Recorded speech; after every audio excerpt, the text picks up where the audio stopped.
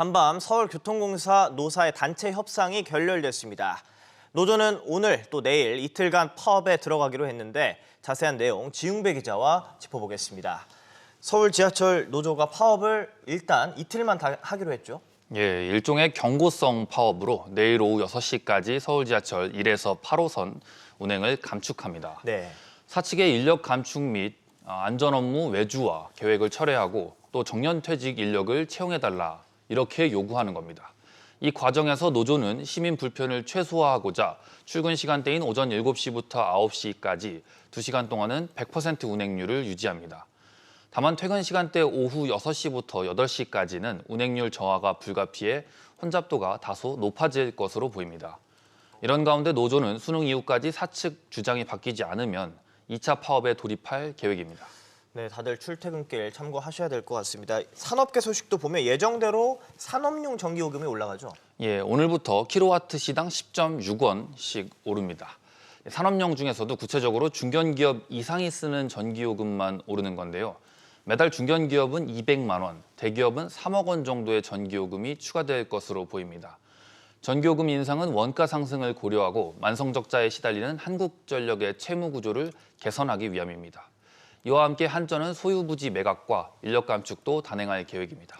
네, 다른 소식도 보겠습니다. 개인 투자자 원성의 공매도가 금지됐는데 이 불만과 반발이 지금 사라지지 않고 있죠. 예, 증권사의 일부 공매도는 허용이 됐기 때문인데요. 말 그대로 주식시장 유동성 공급 역할을 맡는 유동성 공급자가 그 예입니다. 금융당국에선 가령 상장지수 펀드, ETF의 경우 리스크를 줄이기 위해 주가 하락에 베팅하는 공매도가 필요하다는 판단에서 예외를 둔 건데요. 하지만 개인 투자자들은 이런 예외 때문에 제대로 된 공매도 금지 효과를 볼 수 없다며 반발하고 있어 그 갈등은 당분간 계속될 것으로 보입니다. 네, 부동산 소식 보겠습니다. 좀 의미 있는 통계가 나왔는데 서울 아파트 연평균 상승률을 보면 서울 아파트, 서울 부동산은 오르는 부정수표다 이런 해석이 나왔어요.